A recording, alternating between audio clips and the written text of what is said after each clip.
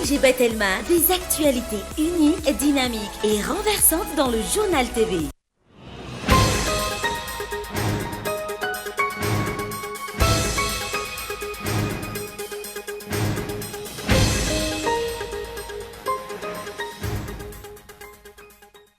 Nanaraka ny fehezan-dalàna ny fe azy ny didim-panjakana manamarina ny fahataperan'ny feptom-piasan'ny lehibe ny fampanoavana sy ny lehiben'ny mpitsara mpamoaka didy eo anivon'ny rafi-pitsarana ambony miady amin'ny kolokolo na ny second degré eo amin'ny paka eto Antananarivo araka ny tatry ny filan-kevitry ny ministra ny 15 ny volana martsa hoy ny loholon'ny Madagasikara no sady manam-pahaizana momba ny lalàna Andriana Rasanatahina tsy ekena ihany koa ny sin'ny gouvernement des juges izany hoe ny fahafahan'ny mpitsara sy ny manodidina azy manao ny tiany atao fa misy ny fitsipika ifampifehezana. Noho ny fahavoazana teo amin'ny famokarana tao anatin'ny 2 taona, afaka 70 taona vao hitovy amin'ny Rwanda i Madagasikara araka ny tatitra navoaka ny banky iraisam-pirenena. I Madagasikara izay isan'ireo firenena ahitana tany ambony indrindra amin'ny fahantrana maneran-tany. Ny talata faraka amin'ny 20 ny volana martsa ho avy izao no iroso amin'ny audit informatique na ny fitsarihana arakajy mirindra ny fanavoazana tanteraka ny lisam-pifidianana ny OIF na ny Organisation Internationale de la Francophonie izany hoe ny logiciel efa nampiasaina mambolana maro no hotsirihina ka mampametra-panontaniana ny maro. Maro ny paikady sy lalàna napetraka ho fampanajana ny zon'ny vehivavy saingy tsy hita taratra mazava ny fampiarana azy ankehitriny. Isan'izany ny lalàna momba ny VBG sy ireo paikady andrindrana ny fiainam-pianakaviana izay tokony apetraka mazava ahazomboka ny mivaingana hoy ny teo anivon'ny UNFPA androany. Fotoana hijerena marina ny momba ireo ankehitriny indrindra anatin'ny fanamarinana ny iray volana natokana ho an'ny vehivavy ny volana martsa. Any ivelany ankoatra ny fiotsahan'ny tany dibo-drano ihany koa amin'izao fotoana ny akamaroan'ireo tanàna ho Californie vokatry ny fisian'ny rotsakorana be loatra tao an-toerana. Manoloana izany, tokantrano sy tsena manodidina ny Roetsy hatramin'izao no miaina anaty aizina noho ny fahatapahan-jiro. Ary avy hatrany ary ny antsipirindreo.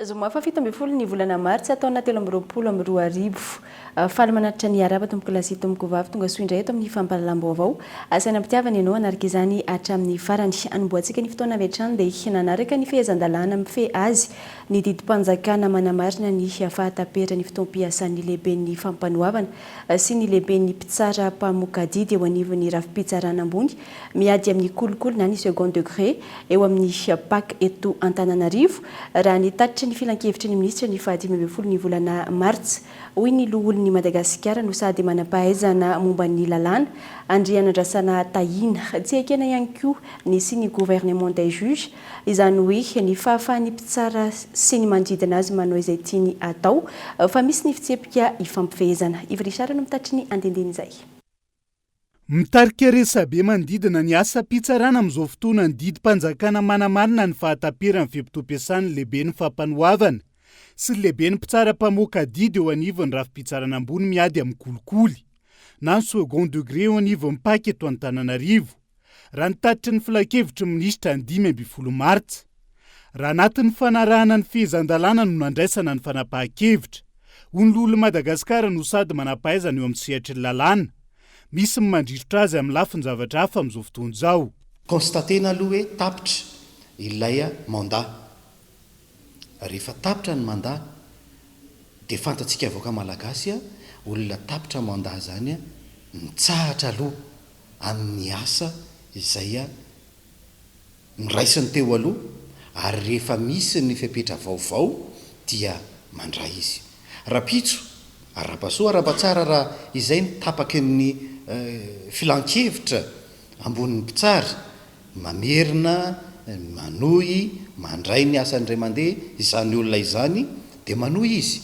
Raha ohatra ka tsy izay no tapaka arakaraka ny olona zay kandida amin'ilay toerana zay efa nisokatra hoe misokatra zany zao ny toerana ho an'ireo filoha voalohan'ny fitsarana ny miady amin'ny kolikoly eto Antananarivo sy ny filoha faharoa chef de second degré ny ministère public ny fitsarana miady amin'ny kolikoly. Ity raha ty ihany koa no isan'ny namoahany SMM na syndicat-ny mpitsara eto Madagasikara.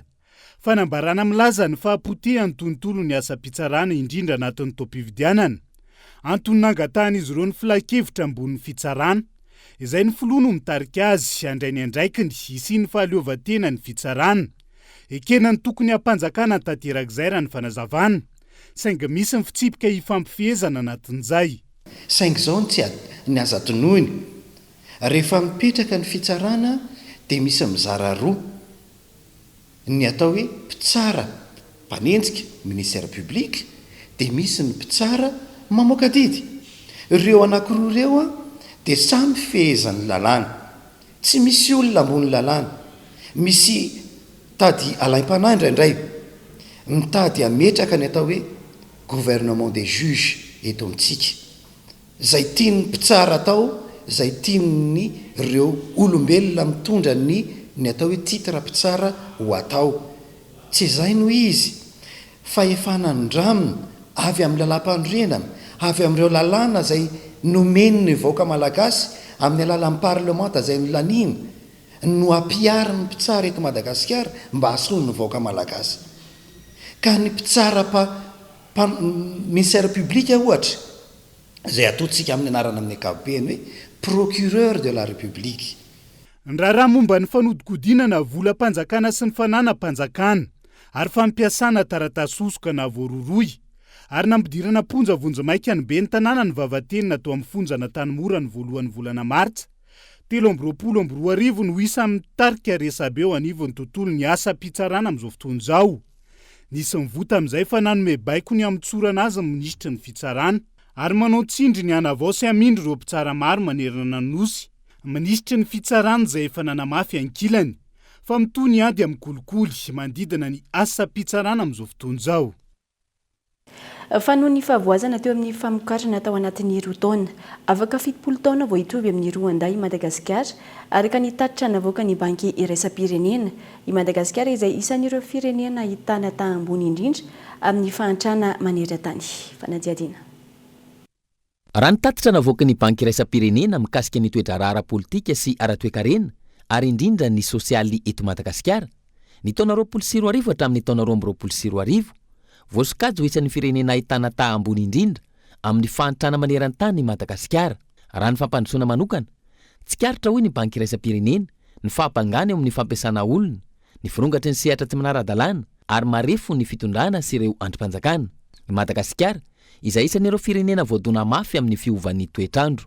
Noho ny tifisian'ny fahazotoana sy ny finiavana ampandroso taorian'ny krizy nateraky ny Covid-19 ny taona 2020, mihoatra ny 70 taona vao afaka atratra ny toerana misy an'i Rwanda amin'izao fotoana i Madagasikara. I Rwanda izay akaiky indrindra amin'ny Madagasikara raha ny fametrahana viana. Raha io tatitra ny voaka io hatrany, larana fahaefatra ahitana taha-ambony amin'ny tsy fanjarian-tsakafo mitarazoka maneran-tany i Madagasikara. Raha ny tarehimarika, ny 7.0 isanjaton'ny ankizy malagasy 10 taona no tsy mahay mamaky teny sy mahafantatra ny lahatsoratra mifandraiky amin'ny taonany.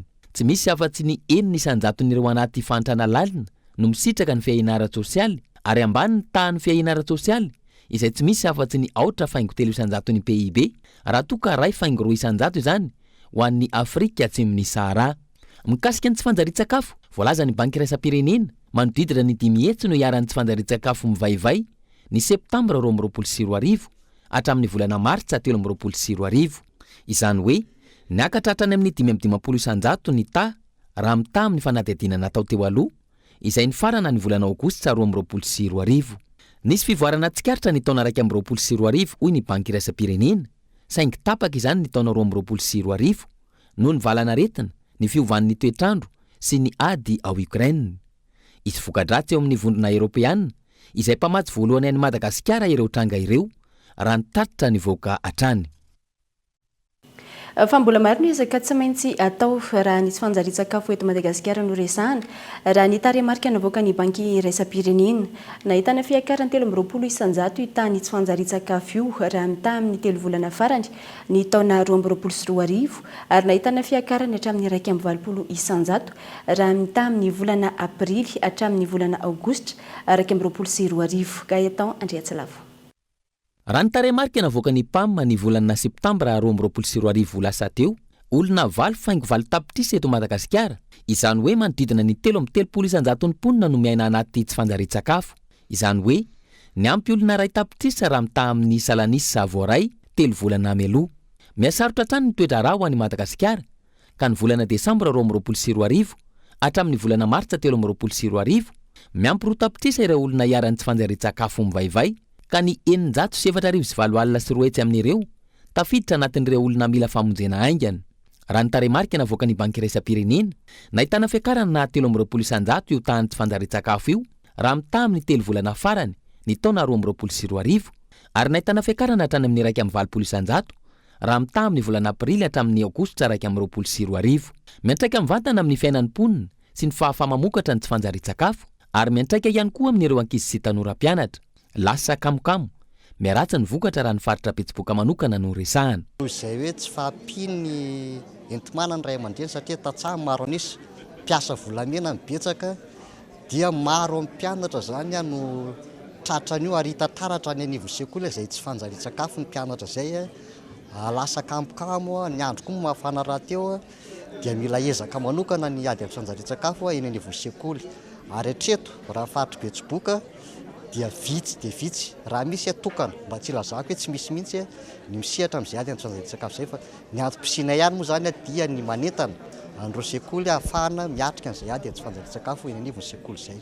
Ho an'ny faritra loatra mangoro manokana, efa nanomboka hita ny fiovana eny anivon'ireo sekoly noho ny fisiany ny kantine scolaire, indrindra rehefa fotoana maitso ahatra. Nutrition scolaire izay amin'ny alalan'ny kantine filazana azy amin'ny alalana fahamezana sakafo ny ankizy ireo, indrindra amin'ny fotoana sarotra tahaka ny volana janoary, febroary, marsa, dia misy koa ny karazana zaridaina an-tsekoly sy ny fanaovana fanomezana fambolena sy resaka mahakasika ny intrant, mahakasika ny fanohizana an'ireo tsy fanjarian-tsakafo an-tsekoly. No tanterana androany ny fanomezana ampahbe maso ny politika pirenena amin'ny fanjarian-tsakafo ho an'ny taona 2024-2025 sy ny paikady entina anatanterahana izany. Naneho ny fahavonona ny fanometanana iadina amin'ny tsy fanjarian-tsakafo eto Madagasikara ireo mpamatsy vola sy ireo mpiara-miombonantoka. Amafisina ny fiara-miasa raha hitantsika taratra teo izany ny antom-panomen'ireo mpiantsehatra rehetra hoe izay ny fanavaozana atao zany isy moy ifandraisan'ireo mpiantsehatra rehetra ireo amafisina tokoa, ary izany dia iarahana mahita zany amin'ireo atao hoe sehatra asa rehetra misandrahaka indrindra izay iarahan'ireo sehatra rehetra ireo miara-misaraka. Tsy nany amin'ny faritra atsimo ihany, isany ahitana taha ambony amin'ny tsy fanjarian-tsakafo eto Madagasikara ny afovoantany, izay manana taha mihoatra ny 300%. Araka izany, mbola mila ezaka goavana ny ady atao amin'ny tsy fanjarian-tsakafo eto Madagasikara, indrindra raha miampy izao fasairanana iainan'ny mponina ankehitriny izao. Mafy ny fiainana, io avokoa ny ambetiten'ny ankamaroan'ny olona amin'izao fotoana. Ho an'ity renim-pianakaviana nanaovana fanadihadiana tetsy Andavamamba anaty hazo ity izao, tsy afa-manoatra izy sy ny vadiny amin'ireo adidy tokony ataony eo amin'ny tokantrano noho ny tsy fampiny enti-manana. Daniela Minorso. Mitaraina noho ny amafy ny fiainana ankehitriny ny ankamaroan'ny tokantrano eto Madagasikara. Ho an'ity renim-pianakaviana mananjanaka 5 nanaovana fanadihadiana tetsy Andavamamba anaty hazo ity izao.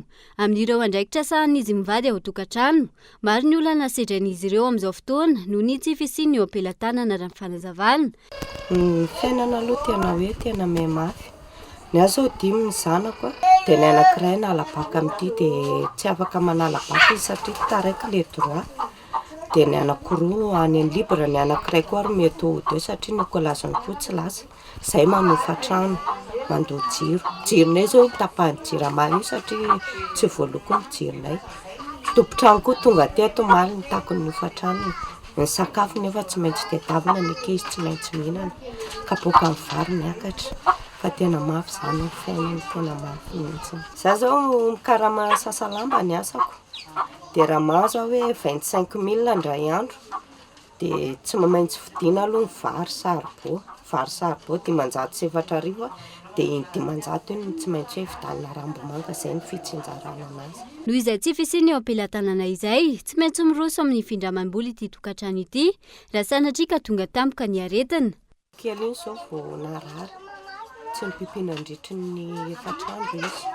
dia izy nefa tsy maintsy entina ny an'ny dokotera io efa natorokanareo io ny asa vaty asa tsela dia tsy maintsy ianao izany hoe sambotra any aman'olona aloha hitsabona an'ilay zaza dia tsy maintsy miezaka indray ianao aveo rehefa mahita karama kely hamerenana an'ilay volan'olona dia izay eo amin'ilay fahasalamana za zao miresaka aminareo zao tena marary nefa mahare mpianakaviana anahy tsy maintsy mitady mba hanavotako an'ilay zanako mba hinana ny zanako. Maloana ny tranga iainan'izy ireo nitondra hafatra ho an'ireo tokantrano hafa miaina fahasahiranana toa azy ireo ihany koa ity ream-pianakaviana ity ary miantso ny fitondram-panjakana hijery akaiky ireo mponina ambany tanàna. Ny hafarako amin'ireo ream-pianakaviana zany sy eny na tsy ream-pianakaviana ary fa izay mianjady fiainana sarotra ohatr'izao azakivy izay foana zany hoe azakivy fa mbola hiratra mosandronao io ndray andro any fa ianao koa tsy maintsy mitady ianao vao mihinana tsy maintsy mitady ianao mikiry mafy izay ianao vao manana mba hoe manany ampy kely ny havatra mba ampitaiko ny filoham-pirenena zany mba jereo zahay madinika aty ambany tanàna fa tena mijaly tsy hoe kory hoe maheno an'ilay anarany ny filoham-pirenena hoe andavamamba dia maditra daholo ohatranay zao teto izay trabona tsisy nijery ity tranonay ity efa tadirodana tsisy nijery na mifoky tany ary tsy mijery anay satria ilay olona avy any ambony vao maheno hoe andavamamba dia tsisy miraharaha zay fa mba mangataka amin'ny filoham-pirenena zany zay hoe mba jereo ihany ilay majinika mba jereo fa raha tena ohatrana manokana zao tena sahirana miasa ny saiko tsy matory andro aman'alina amin'ity tranoko ity satria tadirodana io ny zanako tsy mianatra nefa analabaka. Noho ny fahatrana lalina ianan'ny vahoaka madinika eto Madagasikara, maro ireo lasa nitsopinena tsokosoko any ivelany toy ny tranga farany namoizana mpandeha niondrana tsokosoko ho an'ny Mayotte farany teo. Araka ny fanambarana efa nataon'ny BAD nandritry ny fiaonam-be tany Dakar farany teo mahakasika ny famatsim-bola manodidina ny 437 tapitrisa dolary avy amin'izy ireo amin'ny fanatanterahana ny dina nasionaly ho an'ny fampanjari-tsakafo sy ny fambolena eto Madagasikara. Nanamafy izany indray ny tale jeneraly BAD Afrika Aostrala nandritry ny fiaonany tamin'ny filohan'ny Repoblika Omaly teny Iavoloha. Araka ity fampitam-baovao avy amin'ny fiadidina ny Repoblika ity. Ny BAD izay mpiara-miombonantoka stratégique ho an'ny fampandrosoana ara-toe-karena sy sosialy ny Madagasikara. Isan'ny azo tombony amin'izany voalohany ny any amin'ny faritra Atsimon'ny Nosy tahaka ny fanarenana ireo toeram-pambolena sy ny fitarian-drano izay isan'ny tena olana any an-toerana. Lafim-baovao ahafantateraka kosa indray dia totosa androany ny fiaonana teo amin'ny CNC Ray aman-dreny mpiangonana teo anivon'ny FFKM fotoana izay nangatany vao maera-pirenena mahaleo tena misahana ny fifidianana ny tolo-kevitra avy amin'ireo filoham-piangonana andrindrana ny fiaonana iantson'izy ireo ny mpisehatra rehetra ny 420 ny volana martsa izao. Ny fiaonana izay entina miatrika ny fifidianana anatin'ny fitoniana sy anatin'ny mangarara. Fanampanazavana. Fanatonana nataon'ny CNI tamin'ireo ray aman-dreny mpiangonana moa zany dia fanasana an'izy ireo andray anjara anatrika izany fiaonana izany ary ihany koa nangataka ihany koa zany ny filohan'ny CNI sy ny mpiramaharitra sy ny sekretara exécutif ao amin'ny CNI ny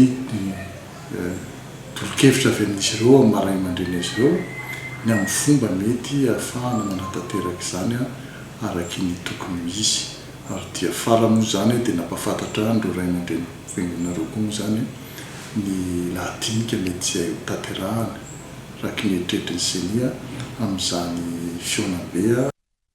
Nandefa taratasy ofisaorana ireo mpitarika sy mpikambana eo anivon'ny VMMM manerana ny nosy ny filoam-boninahitra ny vehivavy malagasy miara-miainga sy ny biron'ny VMMM noho ny fahatanterahana ny fanakalazana ny andron'ny vehivavy ny 8 martsa tamin'ity taona 2024 ity. Mankahery ireo vehivavy tsy afaka nankalaza izany noho ny sakatsakana samihafa na ny fampanantenana ny fanemorana nefa tsy noraketina. Voatotoina ny fahalalana amin'izany ary indrisy fa tsy mandroso isika fa miemotra satria efa fanitsakitsahana ny zon'ny vehivavy sahady ny tranga tahaka ireny. Fa iny ihany koa no entina manakatona ny tapany voalohany ato anatin'ny fampahalam-baovao amin'ny ity alina ity. Aorian'ny doka fohy isika miditra ao anatin'ny tapany faharoa.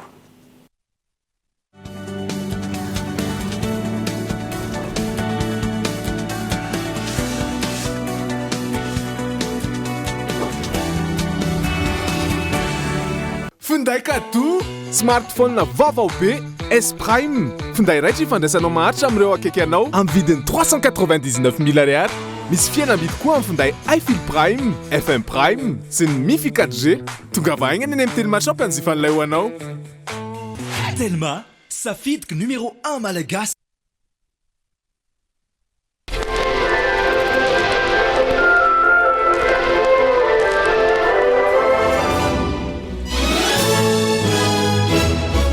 Bébé, mba tantarao le biscuit Gouty. Nisy rivotra fofofo be ny teny tsara feno varim-bazaha nanebina daholo voanina voaloboka sy voanjo ary mifangaro ka nanome ny biscuit complet Gouty mampahavitrika antsika isan'andro. Biscuit complet Gouty vita avy amin'ny lafarina feno otrikaina hoanindreo te ho salama sy atanjaka be. Gouty mamy eriny anio.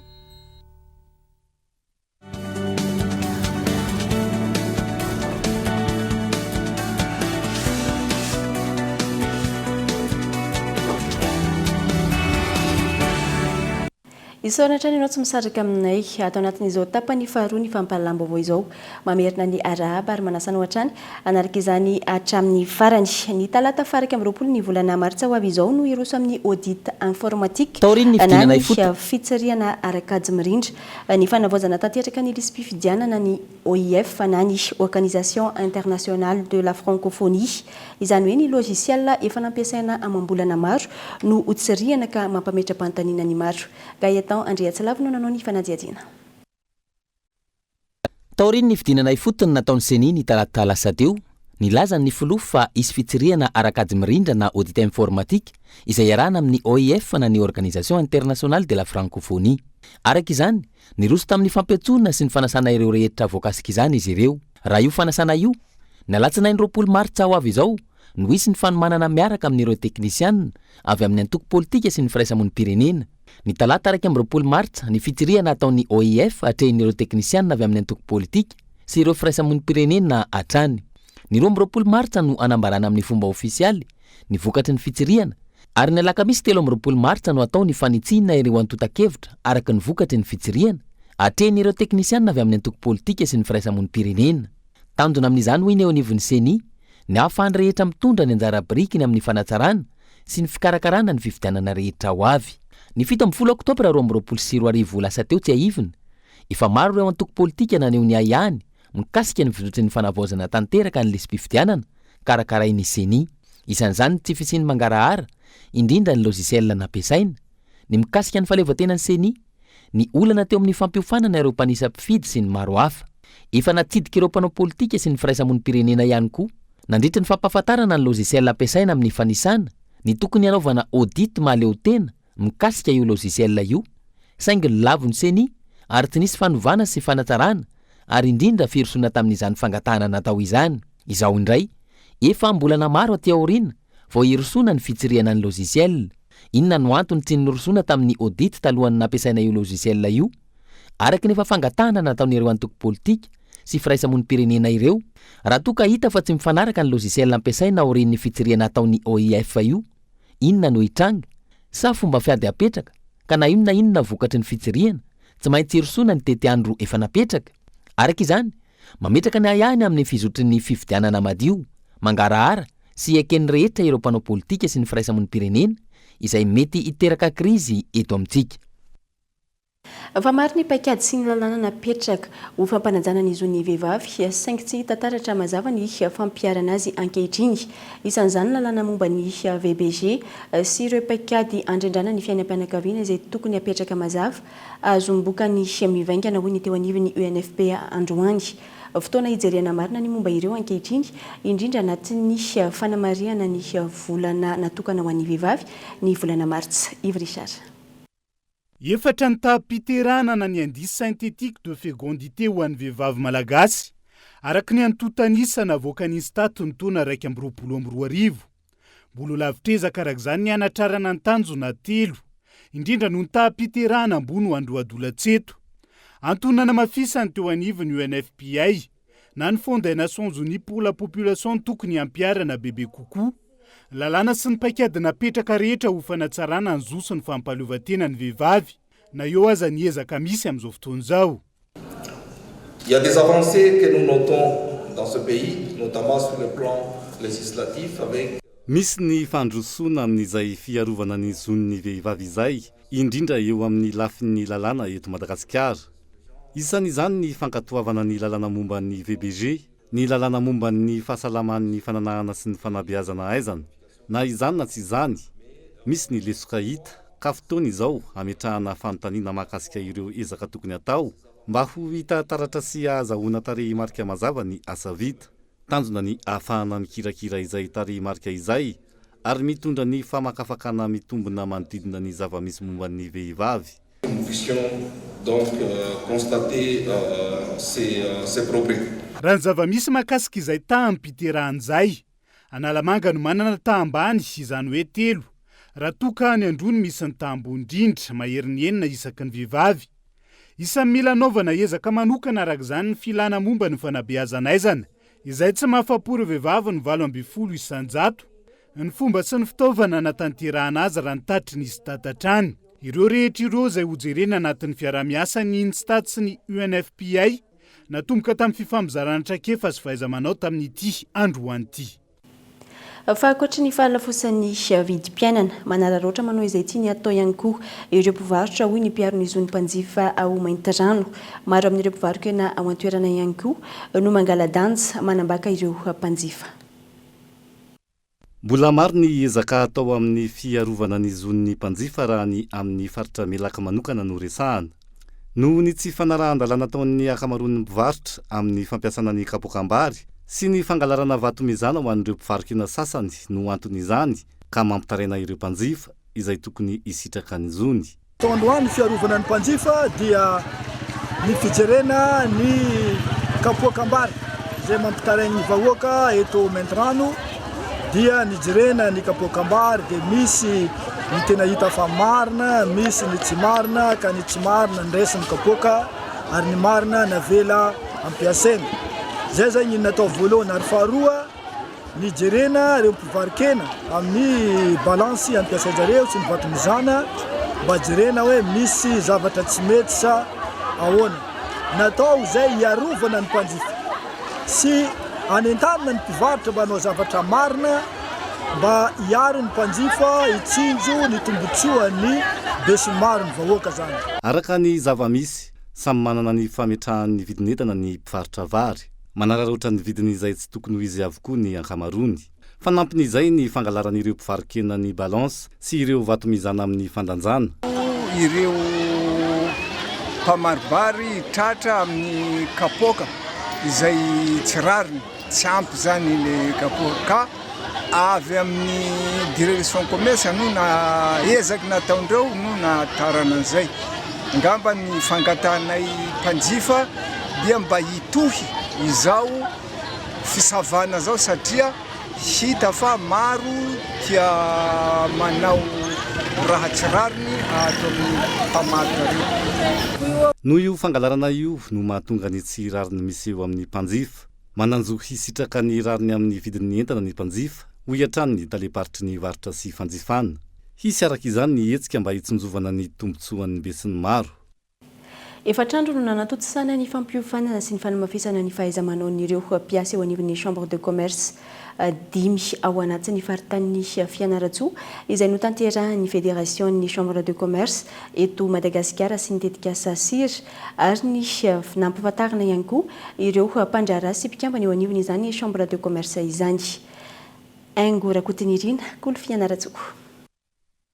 Tsy diso anjara tamin'ny fanamafisana traikefa sy fahaiza-manao ny chambre de commerce faritra Mahatsiatrambony izay nampian'ny Amorony Mani, Iorombe, Atsimatsinanana, Manakara ary Mananjary izay natonga solotena roa avy ary nandray ny fiofanana izay nototosaina teto Fianarantsoa. Fametrahana ilay hoe système d'information économique et commerciale izay voisin'ny fédération miaraka amin'ireo ratsana efatra roapolo Madagasikara dia fampiofanana zareo mikasika ny fomba fampidirana ny information rehetra ao anatin'ny système io zany natao dia zany hoe tsy mila fanantona intsony fa amin'ny alalan'ny système io izay voizina amin'ny alalan'ny internet zany dia manana ny fahaiza-manao zareo ampititra ny information rehetra aty amin'ny antsoa sy ireo chambre de commerce rehetra eo mba hifanakalozana amin'ny chambre de commerce rehetra manerana Madagasikara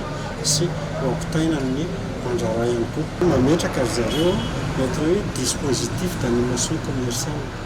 Ao anatin'io zany dia fandray ao anatiny eo le base de données izay misy ireo opérateur économique rehetra any amin'ny mpandraharaha majinika tany ambanivohitra zany izay nataony prospérer dia efa mampiditra ny mpandraharaha lehibe aty an-drenivohitra koa zay satria efa mitatra le izy fa tsy mijanona zone rurale intsony. Marina moa fa nitetika asa sira na ny cadre intégré renforcé no nitondra izao fampifanana izao teo anivon'ireo mpiasan'ny chambre de commerce ireo. Ny projet cadre intégré renforcé dia tetika asa anankiray eo ministèran'ny fampiroboroboana ny indostrie sy vatra mifantsifana ary manosika ny fanoranana ny vokatra eto Madagasikara izany hoe ny varotra ivelany sady manohana ihany koa ny sehatra tsy miankina amin'ny sehatra ao anatin'izay fanoranana vokatra izay tondra fampiofanana fanamafisan'olona fahaiza-manao an'ireo mpiasan'ny chambre de commerce vitsivitsy eto Madagasikara. Efa natomboka tany Adego moa izy io dia tsy fianarantsoandray amin'izao fotoana eto amin'ny faritra Matsiatra Ambony. Dia ireo teknisianina izay manohana ny sehatra tsy miankina, ireo mpamokatra sy mpalondrana vokatra ireo moa zany notoanana tamin'izay. Maro arak'izany ireo mpandraharaha liana tamin'ity famelabelarana nataon'ny fédération ny chambre de commerce sy ny fampiofanana nataon'ny sika ity ka inona fa izy fiantraikany sy fahavitriana eo anivon'ny mpandraharaha ny fahazahoana izao fanampim-baovao izao. Rehefa nizaly antaonany maro teo amin'ny tsy fisitrahana rano fisotro madio ireo mponina ao amin'ny commune Ankazomoritra district Mandoto ankehitriny tafatsangana any an-toerana ny simbendrano famatsiana rano fisotro madio misy rihana roa ary mahazaka rano manodidina ny 7 metatra cube. Tetika asa izay fiara-miasa ny fiadidiana tanàna sy ny fikambanana tsy miankina iray izay mpamatsy vola ity tetika asa ity. Andalana ny fantarana ny tetika asa amin'ireo fokotany 420 hafa izay mandrafitra ny commune raha ny fanadiadiana natao. Andrinirina Randriamiarso, Cool TV Antsirabe. Anisan'ireo commune nanjaly antaonany maro teo amin'ny famatsiana rano fisotro madio ny commune Ankazomoritra atao anatin'ny district Mandoto faritra Vakinakaratra ary maro ireo olana no sedrain'ireo mponina taty an-toerana tamin'ny tsy fisian'izany rano fisotro madio izany. Ankehitriny dia voavany olana hoy ny ben'ny tanàna tamin'ny fagatahana famatsiana rano fisotro madio izay fiara-miasa ny fiadidiana tanàna sy ny fikambanana tsy miankina iray izay mpamatsy volany tetikasa ka efa misitraka rano fisotro madio amin'izao fotoana izao ireo mponina isa-tokantrano amin'ireo fokotany miisa roa eto amin'ity commune ity. Vola manodidina ny 300 sy arivo tapitrisa mahery no nananganana ireto fototra-afitrasa ireto ary manodidina ny 700 ny taham-pisitrahana rano fisotro madio aty an-toerana. Hita moa ny réception provisoire ny hoe fandraisana vonjy-maika ny tetikasa. Raha mahita angambitsika fa mbola tsy simbendrano 2 étages zany raha tsy vao Ankazomoritra ary ngeza tengeza raitra izany satria sady misy birao ao no misy fandraisana fivoriana ao amin'ilay simbendrano no misy simbendrano vaovao 70 mètres cube hoe 70 metatra toratelo izay vita tamin'ny herinandro lasa teo ary ny rano atsika miteny zao dia efa mizotra ary efa mandeha araka ny tokony ho izy ary miditra isa-tokantrano mihitsy zany rano fisotro madio zany fa tsy tahotra ny tany aloha hoe natao borna fontaine fa tena miditra isa-tokantrano vidiny ihany koa dia tsara marihana fa mora satria ny metre cube ho an'ny branchement privé na teo ho an'ny isa-tokantrano dia 2,000 ariary ny metre cube zany hoe 1000 litre dia 2,000 ariary ho an'ny eny amin'ny kiosque ndray dia 700 ariary ny bidon 20 litres zany hoe tsy le 20 litres fa tena feno hatreny ambavany ny maha 700 azy zany hoe renivohitriny commune zany hatreto dia efa azo zany hoe any amin'ny 700 ny ta pisitrahana ho any anatin'ireo fokotany 410 ambiny kosa dia manodidina any ho any ambola 300 satria vao fokotany vitsivitsy le izay vao vita eo amin'ny commune eo amin'ny renivohitriny commune Ankazomoritra. Isin'ny tetikasa ho fanotarana ireo fotodrafitrasa ho an'ny famatsiana rano fisotro madio amin'ireo fokotany hafa atao anatin'ity commune ity izay mbola tsy nisitraka izany ary efa andalana famatsim-bola raha ny fanazavana trano. Vita le izy kanefa mbola tsy lavrary satria eo ampanaterana indray izay amin'ny fanatsarana sy ny extension moa filaza azy natao ho amin'ny fanotarana mankany an'ireo tanàna manodidina ny renivohitriny commune Ankazomoritra ary mipaka mankany anatin'ny fokotany manerana ny commune Ankazomoritra ny fanotarana izay mandeha tsikikely satria tsy afenina ihany koa fa mbola mitady hatrany izay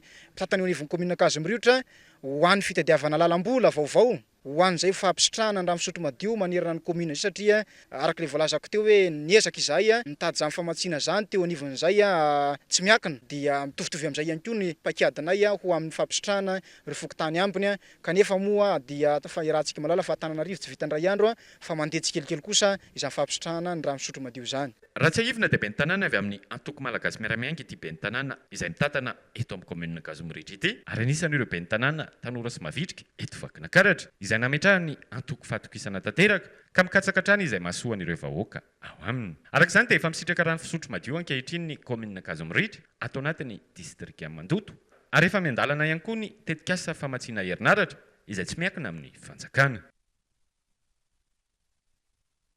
ben'ny tanàna lefitra faharoa ny Ambovombe Androy manan'andro Jean fantatry ny maro amin'ny solona anarana hoe Tsidoe voalaza ho avy niasa ny tenany ary andalana monjy fodina any an-tokantrano izao niara-mbona izao isan'ny tanandraikitra goavana tamin'ny fampandrosoana ny tanàna indrindra ny teo amin'ny lafiny sosialy ny tenany ary niara ny asa mavitrika tamin'ny solom-bavambahoaka sy ny maro hafa tamin'izay asa fampandrosoana izay tsy mbola misy hatreto ny olona ny havany sy ny mpiara-miasa aminy ho nahavanondoza ka iantsony izy ireo ny mpitandro ny filaminana anokatra ny fanadihadiana ijerena akaiky ny tompona andraikitra tamin'ny raharaha fa lafim-baovao hafa dia mbola sarotra ny ady amin'ny fiparitahan'ny fako plastika eto Madagasikara raha nambaran'ireo mpisehatra amin'ny fampandrosoana lovain-jafy na eo aza izany manomboka hitantaratra ny firosoan'ireo sehatra tsy miankina amin'ny fanaovana ny recyclage isy ny fampandrosoana maharitra. Daniela Minarso. Tsy mbola voafehintsika eto Madagasikara indrindra ny eto Antananarivo niady amin'ny fiparitahan'ny fako plastika raha ny zava-misy no jerena. Ireo fako plastika izay tsy mitsambitombo eto amintsika ka inampiombo ny fampotehany tontolo iainana. Malohany sehatra tsy miankina maro amin'izao fotoana no manomboka miroso tsikelikely amin'ny fampahafantarana ny fampandrosoana maharitra eo amin'ny lafiny fizahantany sy ny fikajiana ny tontolo iainana.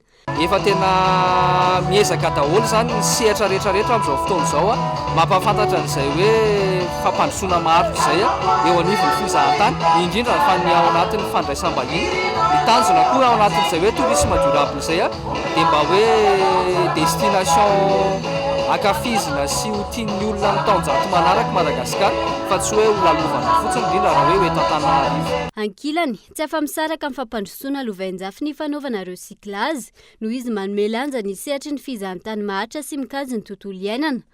Ho an'ny kolokitra, mpanodina fako plastika ho baolina lalaovin'ny ankizy manokana, nandritra ny fandraisana anjara tamin'ny hetsika fizahantany maharitra androany tetsy Antaninarenina, mitoy ny ady amin'ny fiparitahan'ny fako plastika ho azy ireo, isy ny fampandrosoana lovain-jafy. Ny voizina moa zany dia efa fantatritsika ny hetsika kolokitra angamba fa zahay mbola miady amin'ilay fiparitahan'ny fako plastika be foana satria ny zava-misy dia mbola tsy voafehintsika eto Madagasikara aloha ny resaka fako.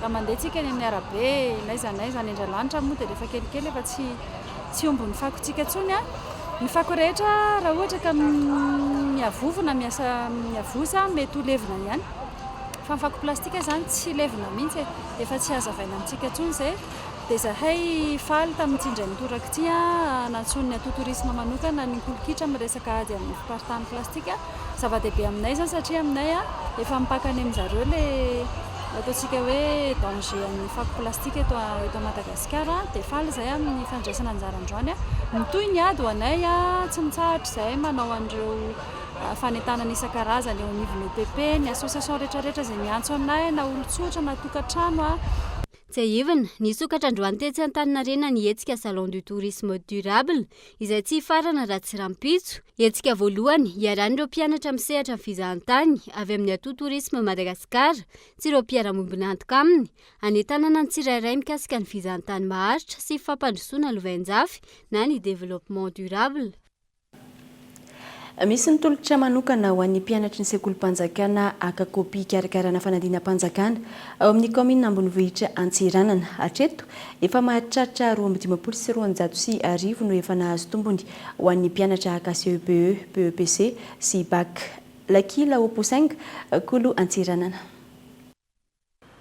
Politika anampiana ny ray aman-dreny noho ny jalim-pianana misy ankehitriny no antony hitsinjovany ben'ny tanàna ny Diego Soares ireo mpianatra eo anivon'ny sekolim-panjakana mila kopia na sora-piakonana ahafany miatrika ny fanadinam-panjakana. Maty-paika sady vonona ary tsy misy ny atahorana amin'izay satria mametraka ny rafitry ny politiky ny be ny tanàna dia hoe fanomezana kopia maimaimpona ho an'ny établissement public, zany hoe manomboka amin'ny zaza angala fanadinana CPE, BPC ary ny BAC ka nomeny exonération amin'ny zay teraka eto an-tampon-tanàna Antsirana.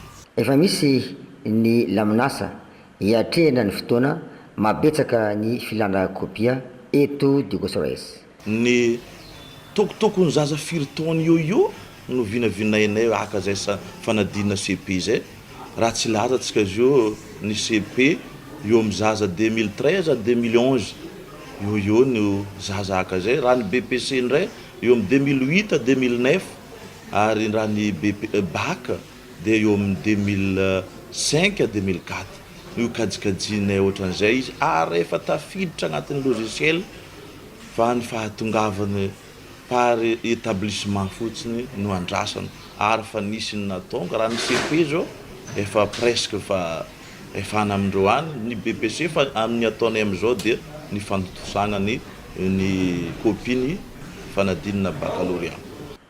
Asa mandavataona no apetraka ny fiadidian'ny commune ho fisoroana ny famaroan'ny mpianatra aka kopia izay efa vinavinaina mialoha. Efa vitanay kajikajy mialoha no hoe akory no avin'ny zaza izay aka fanadinana ka igny sarombagna amin'ny fotoagna manomboka mois de mai juin io lasa kirikiry zany ny commande tonga dia efa mampiditry ny logiciel agnatin'ny taona raiky au moins 3 années no vitanay mandritra ny taona, zany hoe ampidirana agnatin'ny serveur mba ho atota malaky dia malaky raha agnano dossier ny fanadinana toy izay ohatra.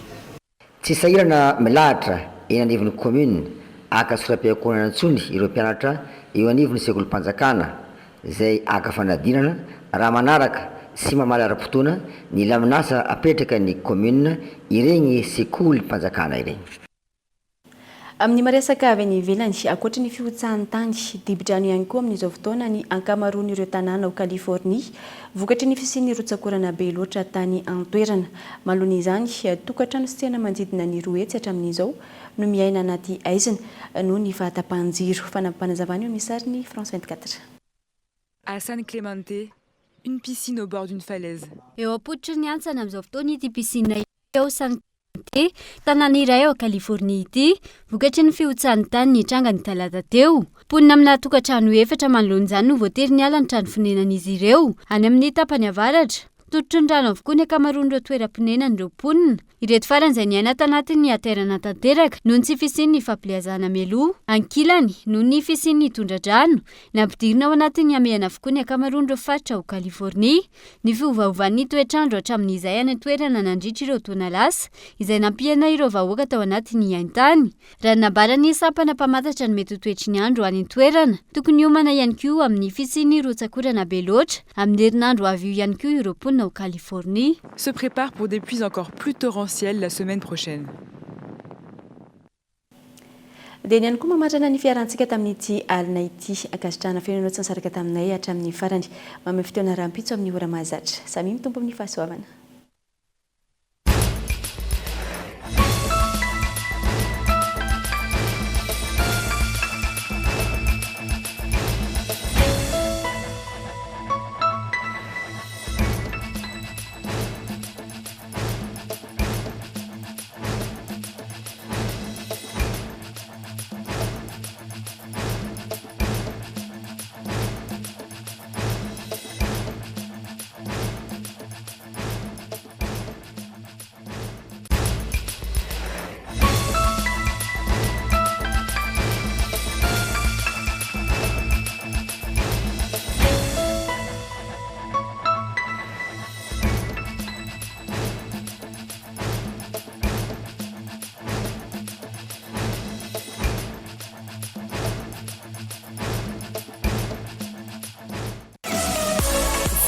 Telma, des actualités uniques, dynamiques et renversantes dans le journal TV.